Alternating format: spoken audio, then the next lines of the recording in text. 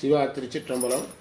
திருக்கையிலாய பரம்பரை போற்றி, சம்பந்த சரணாலய அடிகள் திருவடிகள் போற்றி. பண்டார சாத்திர வகுப்பு அல்ல, விளக்கமும் அல்ல, சொற்பொழிவு. ஏன் அப்படி சொல்கிறோம்னா, அது எல்லாரும் வகுப்பு வண்டார சாத்திரத்தில் வகுப்பு எடுக்க எல்லாராலையும் முடியாது, நம்ம எடுக்கலை. அதில் எல்லாருமே விளக்கம் சொல்லவும் முடியாது, நம்ம விளக்கலை. அதை சொற்பொழிவு பண்ணுறோம். சொற்பொழிவுனா என்னதுன்னா, அதை புரிந்து கொள்வதற்கு நம்ம வாழ்வியலில் உள்ள சில உதாரணங்களை சொல்லி நம்ம விளக்குறோம். சாத்திரத்தை விளக்க இன்னொரு சாத்திரத்துக்குள்ள நம்ம போக முடியாது. பண்டார சாத்திரம் ரொம்ப அறியணும். திருக்கையிலாய பரம்பரை போற்றி 25வது மந்திரத்துக்கு பொருள் இல்லதுங்க. ஆகாயமாக எங்கும் நிறைந்து நின்று, ஆகாயமாய் எங்கும் நிறைந்து நின்று அனைத்தையும் ஒடுக்குபவன் நீ.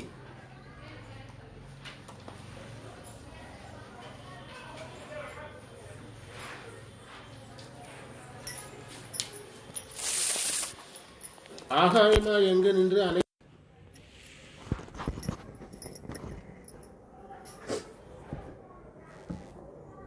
என்னுடைய மரணத்தை நீ போக்கினாயின்னு இருக்குது. மலத்தை போக்கினாயின்னு இருக்க வேண்டும். என்னுடைய மரணத்தை நீ போக்கினாய். மரணத்தை போக்கினாய் என்பதன் பொருள் என்னன்னா, பிறவாமையை கொடுத்தாய். மும்மலங்களை சார்ந்து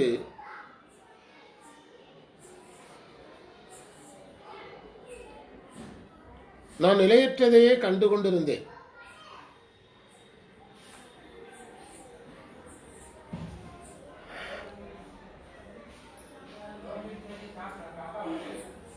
மெய்ப்பொருளை காணாத குருடனாயிருந்தேன்.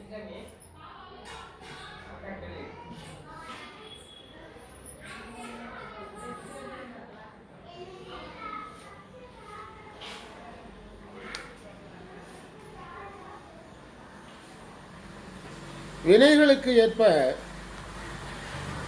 எனக்கு போகத்தை தந்தாய்.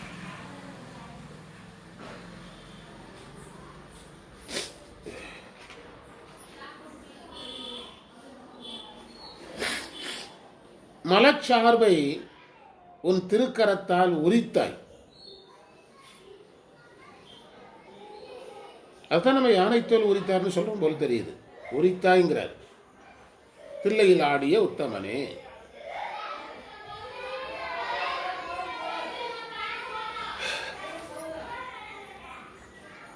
திருக்கரத்தால் மலசார்பை போக்குதல் பரிசைத்தீக்கே எனப்படும். ஸ்பரிசத்தீக்கே எனப்படும்.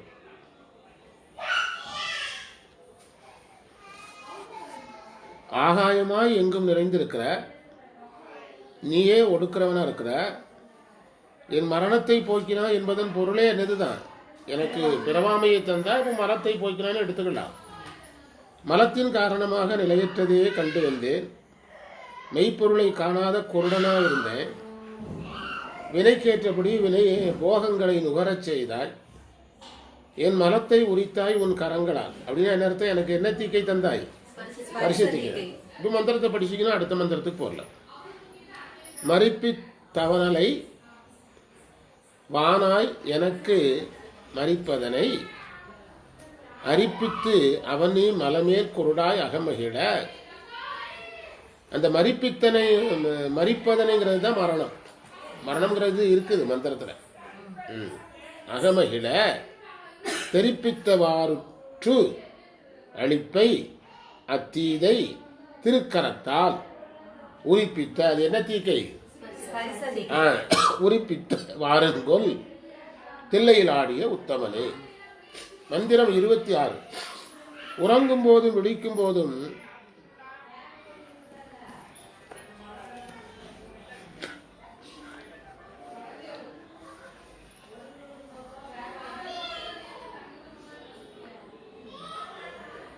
நடுக்கத்தை தருவது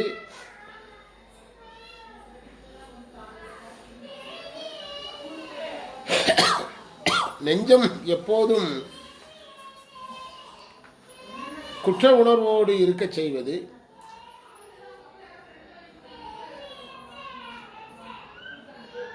இல்லறம்.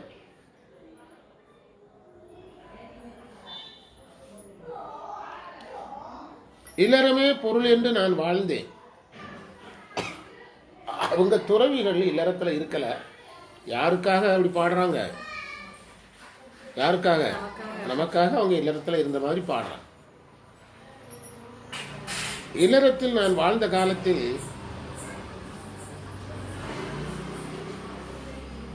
குடும்பம் சார்ந்த பெண்கள் ஒருத்தர் வரல. வீடு, ஆடை, பொன், பணம் முக்கியமானதான் சொல்லிட்டார். குடும்பம்னா இதான் மெயின். பெண்கள், வீடு, ஆடை, தங்கம், பணம். எவ்வளோ அழகாக சொல்லியிருக்காரு பாருங்க. முதலிய போகங்களை எல்லாம் இன்று கசக்கும்படி செய்தார்.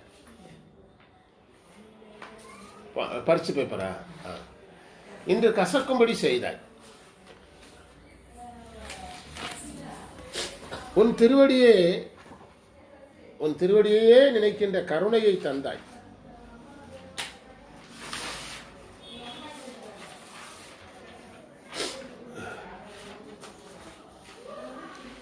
ஆன்மாவுக்கு இன்பத்தை தரும் பொருள் நீ இல்லாமல் வேறு இல்லை.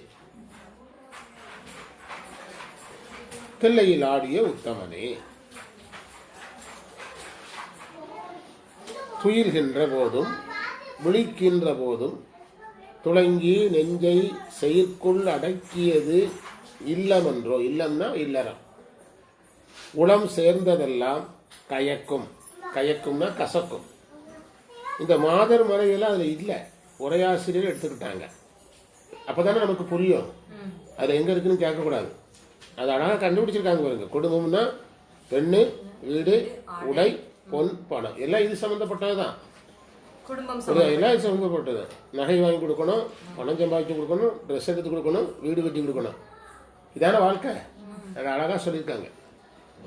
கயக்கும்னா கயக்க வைத்து திருவாசகத்தில் வருது. கயக்கன்னா கசக்கிறது. கயக்கும்படி செய்து நின்றான் நின்றாள் நினைக்கும் கருணை இருந்தாய்.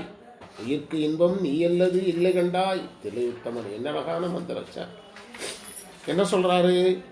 தூங்கும் போதும் வெடித்திருக்கும் போதும் உங்களுக்கு குடும்பம் தான் முக்கியம்னா இது ஒரு ரகசியத்தை சொல்றாரு. குடும்பத்தை தவிர வேற எதுலேயும் உங்களுக்கு நினைவு இல்லைன்னா தூங்கும் போதும் முடிச்சிருக்கும் போதும் அந்த உயிர் ஒரு பயத்திலே இருக்குங்க. ஒரு பயத்திலே இருக்கும். யாருடைய பலம் இல்லைன்னா அந்த உயிர் பயத்திலே இருக்குங்க. என்ன ஆக போதோ, பாட்டிக்கு உடம்பு சரியில்லை என்ன ஆக போதோ, கடன் கட்டணம் என்ன ஆக போதோ, வருமானம் வரல, இப்படியே பயத்திலே அந்த உயிர் இருக்குமா. அந்த அதே மாதிரி குற்ற உணர்வுலேயே அந்த உயிர் இருக்குமா. என்ன உணர்வு? குற்ற உணர்வு. நம்ம அம்மாவுக்கு வேண்டியதெல்லாம் செஞ்சோமா, மகனுக்கு வேண்டியதை செஞ்சோமா, குடும்பத்துக்கு வேண்டியது செஞ்சோமா, என்ன உணர்வு? இந்த குற்ற உணர்வு இருக்குமா. எது மட்டுமே வாழ்க்கைன்னு இருந்தா குடும்பம் மட்டுமே வாழ்க்கைன்னு இருந்தா அழகா பதிவு செய்யறாங்க. அது இல்லறத்தினுடைய குறை இதுதான். பயம். நீங்க குடும்பத்தை தவிர எதுவும் தெரியாதவங்களை பாருங்க, ரொம்ப பயந்தாங்குழியா இருப்பாங்க. ரொம்ப வாய் பேசுவாங்க. சாமி பற்றி தெரியாதுன்னா பயந்தாங்குழியா இருப்பாங்க. வாய் தான் இருக்கும், செயல் ஒன்றும் இருக்காது. அதை இதில் அழகா பதிவு பண்றாரு. ஆனால் ஒரு கட்டத்தில் இதையெல்லாம் எனக்கு மறக்க வைத்தாய். அதாவது நம்ம ஒரு 2 நாட்களாக ஒரு செய்தியை பேசிட்டு இருக்கிறோம். அதாவது சமயத்துறையில் இயற்கை செயற்கைன்னு ஒரு செய்தியை பேசிக்கிட்டு இருக்கிறோம். இல்லறம் இயற்கையாக நம்ம ஏற்றுக்கிடுறோம். ஆனால் அந்த மந்திரம் என்ன சொல்லுது? இல்லறத்தை கண்டிக்குது. என்ன வருது? செயற்கை வருது. பார்த்தீங்களா? நம்ம எதைத்தான் விரும்புகிறோம்? இயற்கையாக விரும்புகிறோம், செயற்கையை விரும்புறதில்லை. இப்போ நம்ம குருமார்கள்லாம் சன்னியாசியாக தானே இருக்கிறாங்க. நீங்கள் எதை இயற்கைங்கிறீங்க? இல்லறம் இயற்கைங்கிறீங்க. துறவரம் என்னங்கிறீங்க? செயற்கைங்கிறீங்க. ஆனால் நம்முடைய சமயம் எதுக்கு தான் முக்கியத்துவம் கொடுக்குது? துறவரத்துக்கு தான் முக்கியத்துவம் கொடுக்குது. நான் எதுக்கு இந்த கருத்தை இப்போ சமீபத்தில் எடுத்திருக்கிறேன்னா, இயற்கையாக இருக்க எல்லாருமே விரும்புகிறோம். செயற்கையாக இருக்க யாரும் என்ன செய்யறதில்லை, விரும்புறதில்லை. இயல்பாக நல்லா சாப்பிட, நல்லா தூங்க, தீபாவளி கொண்டாட, தீபாவளி முடிஞ்சதுன்னா அடுத்த பண்டிகைக்கு சம்பாதிக்க, அப்புறம் அதுக்கு சீட்டு போட, அதுக்கு சேலை எடுக்க, அதை கொண்டாட, பட்டாசு வெடிக்க. இதை தவிர இவனுக்கு வேற எந்த கனவும் இல்லாமல் வாழதானே விரும்புகிறான் எல்லாரும். நம்மள அவங்களுக்கு யாரா தெரியுது? நம்மளை இவங்க என்னமோ இயல்புக்கு மாறாக வாழ்ந்துட்டு இருக்கிற மாதிரி அவங்களுக்கு தெரியும். நீங்கள் நிறைய நகை, எவ்வளோ நகை போட்டாலும் அது மதிப்புக்குரியதாகும். ஆனால் 2 ருத்ராட்சி மாலையை சேர்த்து போட்டு பாருங்க, அது செயற்கையாக பார்க்கணும். இப்போ எதுக்காக இந்த வார்த்தையை நான் சமீபத்தில் கையில் எடுத்திருக்கிறேன்னா, இயற்கையாக வாழ எல்லாருமே விரும்புகிறாங்க. ஆசிரியர்களே அப்படி தான் இருக்கிறாங்க, மாணவரும் அப்படி தான் இருக்கிறாரு. ஆனால் அவர் எதை நோக்கி ஓடணும்? இயற்கையிலிருந்து விடுபட்டு அதற்கு அடுத்த ஸ்டேஜ் செயற்கை. அந்த செயற்கைக்கு அவர் உடம்பணும். செயற்கைன்னா என்னதுன்னா அப்நார்மல். நார்மல்ல இருந்து அப்நார்மலுக்கு போகும். எல்லாருமே பயப்படுற ஒரு விஷயத்தை சாதாரணமாக கையில் எடுக்கணும். அவங்க தான் சமயத்துறையில் ஜெயிக்க முடியும்.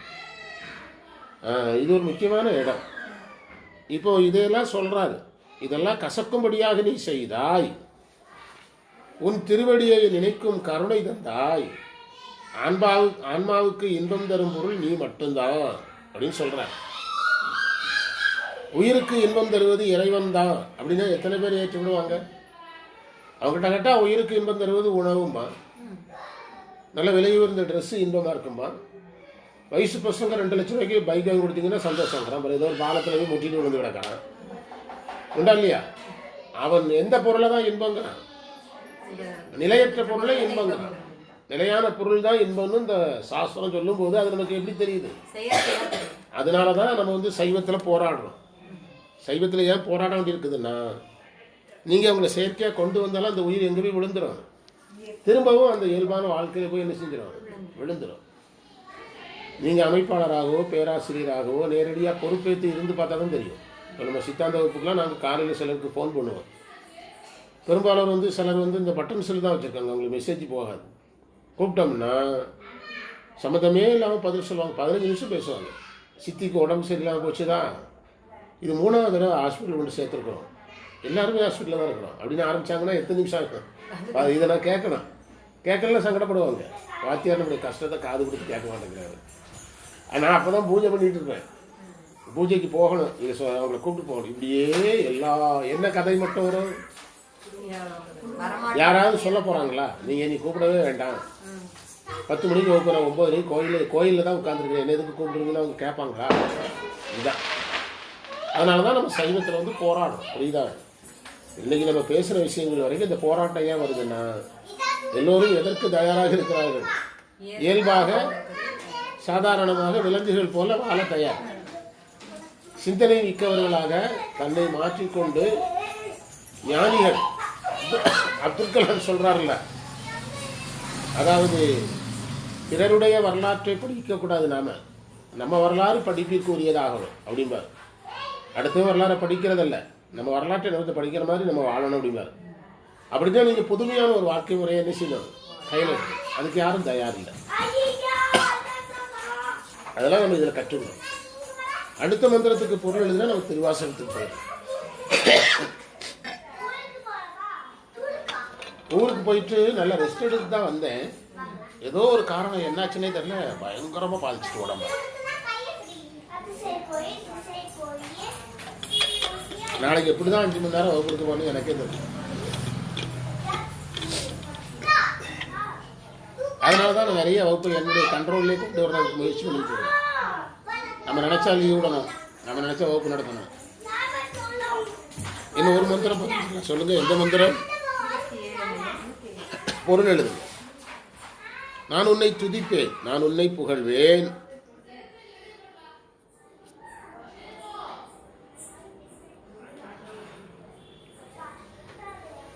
ஆனால் ஞானிகளைப் போல உன்னை மெய்ப்பொருளாக கருத மாட்டேன்.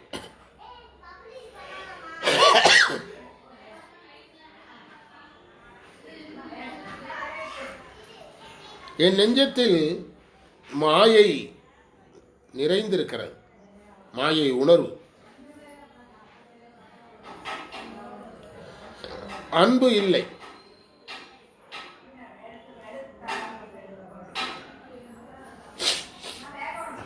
அடுத்த பத்தி.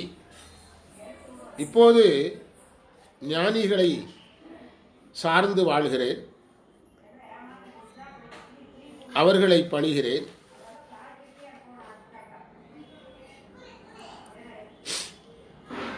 ஜீவன் முக்தனாகிறேன். இது எவ்வாறு நிகழ்ந்தது?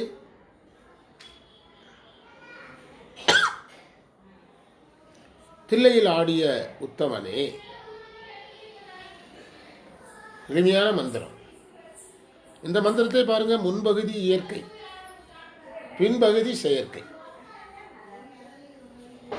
அடியேனும் உன்னை புகழ்வேன், ஆனால் ஞானிகள் உன்னை மெய்ப்பொருளாக நினைச்சு புகழ்ற மாதிரி நான் உன்னை புகழ மாட்டேன். திருமுறை சித்தாந்தமெல்லாம் முறையாக படித்து சாமியை புகழ்றதுக்கும் சாமியை எதுவுமே தெரியாமல் பாடுற அதுக்கும் ஒரு யோகம் வேணும். பாடுறதுக்கு நிறைய வித்தியாசம் இருக்குல்ல. இப்போ அன்னாபிஷேகம்னா அதுக்குன்னு ஒரு கூட்டம் வருது, அவங்க அதுக்கு மட்டும் தான் வருவாங்க, அவங்களை நீங்கள் ஒன்றும் பண்ண முடியாது. எங்கேயோ இருந்து திமுன்னு வருவாங்க, ஏதோ ஒரு மணி நேரம் பாடுவாங்க, அதை நம்ம குறை சொல்ல முடியாது. அவங்க லெவல் எது, அவங்களுக்கு அது என்ன நிலை, இயற்கை நிலை. அவங்க இயற்கை நிலை அவ்வளோதான். நீங்கள் வள்ளலார் கோயிலில் இன்னைக்கு அங்கே தான் இருந்தேன். வள்ளலார் கோயிலில் வந்து காலையில் 10 மணி வரைக்கும் அகவல் நடக்கும், யாரும் வரமாட்டாங்க. 10லேருந்து 1 மணிக்குள்ளே சொற்பொழி நடக்கும், ஒரு 10 பேர் சேர்ந்து வருவாங்க. 1 மணிக்கு மேலே அன்னதானம் நடக்கும். கூட்டம் எங்கேருந்து தான் வரும்னு சொல்ல முடியாது. அதில் என்ன கொடுமைன்னா, அந்த வழிபாடு 5 நிமிஷம் தான் நடக்கும். ஆனால் அந்த வழிபாட்டுக்கு யாருமே பப்ளிக் வரமாட்டாங்க. வள்ளலாருக்கு ஜோதி காட்டுறது, வள்ளலார் கோயிலை சுற்றி வர்றது, அதுக்கெல்லாம் வரவே மாட்டாங்க. நேராக வரிசையில் எதில் போய் நின்றுடுவாங்க, அந்த சாப்பிட்ற ஹால் முன்னாலும் நின்றுவாங்க. சாப்பாடுங்களுக்கு முதல்ல போட்டுருவாங்க. அவங்க நீங்கள் என்ன பண்ண முடியாது, அவங்ககிட்ட நீங்கள் என்ன தான் எதிர்பார்க்கணும். அவங்க சாப்பிட்டு சந்தோஷமாக இருந்தால் சரி, நல்லது. ஒரு உயிருக்கு என்ன ஆறுனா சரி, பசி ஆறுனா சரின்னு தான் நம்ம எதிர்பார்க்கணுமே தவிர அவங்ககிட்ட வேற எதையும் என்ன செய்யக்கூடாது, எதிர்பார்க்கக்கூடாது. எதிர்பார்ப்பில் தான் எல்லா சிக்கல்களையுமே தொடங்குது. சைவத்தில் பிரச்சனை எப்போ வருது, எதிர்பார்ப்பில் இருந்து தான் வருது. எங்கேருந்து வருது, எதிர்பார்ப்பில் இருந்து தான் வருது. இப்போ அப்பா அம்மா பையன் மேலே கண்டிப்பு எப்போ வருது, எப்படியும் போனால் பரவாயில்லன்னு அங்கே கண்டிப்பு வராத. என் பையன் ஃபர்ஸ்ட் ரேங்க் வரணும், என் பையன் ஸ்கூலில் நல்ல பேர் வாங்கணும், என் பையன் ஸ்போர்ட்ஸ்மேனாக வரணும், என் பையன் மியூசிஷியனாக வரணும், டான்ஸ் ஆடணும்னு எதிர்பார்க்கும் போது அவன் அதுக்கு ஒத்துழைக்காத போது என்ன ஆகுது, மோதல் நிகழுது. யாருக்கும் பெற்றோரை அவன் என்ன செய்ய ஆரம்பிக்கிறான், வெறுக்க ஆரம்பிக்கிறான். ஆசிரியரை வெறுக்க ஆரம்பிக்கிறான். அவன் எப்படி வேணாலும் வாழட்டு, எப்படினாலும் இருக்கட்டுன்னு சொல்லும்போது அங்கே வந்து 2 பேருக்கு இடையில என்ன கிடையாது, மோதல் கிடையாது. இந்த மந்திரம் அதே தான். எனக்குள்ள மாய உணர்வுகள் இருந்ததுங்கிறார். எல்லாம் அழகான செய்தி. ஒரு சன்னிதானம் இப்படி சொல்றது, அவங்கெல்லாம் இதை கடந்தவங்க, நமக்காக அப்படி சொல்றாங்க. எனக்குள் மாய உணர்வுகள் நீங்குவதற்காக நீ அன்பை நான் வைக்கல. ஆனா இன்னைக்கு ஞானிகளை சேர்ந்து சைவத்தில் பெரியவங்களோட சேரும்போது தான் இந்த குறைகள்லாம் நம்மளை விட்டு போகும். பெரியவங்களோட சேரணும். சாமி கும்பிடுற பலன் வேற, பெரியவங்களோட சேர்ற பலன் வேற, ரெண்டும் ஒண்ணு கிடையாது. அன்னாபிஷேகத்துக்கு வர்றவங்களுக்கு சாமி பலன் உண்டு, புரியுதா? பெரிய பெரிய சிவனடியார்களை நாடி போய் நம்ம பார்த்து அருள் பெறுறது, அதனுடைய பலன் வேற. நான் பெரியவங்களை சார்ந்தேன், உன்னுடைய திருவடி சார்பு கிடைச்சது, நான் ஜீவன் முக்தனானேன். எப்படிங்க இது நடந்ததுன்னு கேட்கிறார். துதிப்பேன் என் பாதத்து அவர் போல் துலங்கி துதித்தவர் போல் மதிப்பேன் அலேன் நெஞ்சின் மாயங்கள் மாய மதித்த அன்பை பதிப்பேன் அலேன் மிக்க அன்பரை பற்றி பணிந்த அடியில் உதிப்பேன் எவ்வாறு சொல் தில்லையில் ஆடிய உத்தமனே. அந்த முத்தனாய்ங்கிறது நமக்கு விளக்குறதுக்காக சொல்லியிருக்காங்க. அந்த முத்தனாய்ங்கிற வார்த்தை அது இல்லை. பண்டார சாத்திரம் நிறைவு. அடுத்த நூலுக்கு நம்ம போகிறோம்.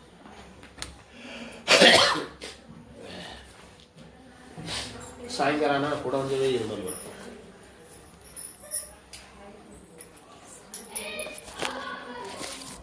அது நம்ம அந்த குரூப் வந்து புதுமையை போட்டாங்க, தெரியுமா? அது போட்டாங்க. நான் சொல்லும்போது ராணி மேடம் இல்லவே இல்லைன்னாங்க, போட்டு விளம்பரமெல்லாம் போட்டாங்க. யார் கேட்டாலும் நம்முடைய பழைய மையம் உண்டு. யார் பேராசிரியர் கேட்டால் அதே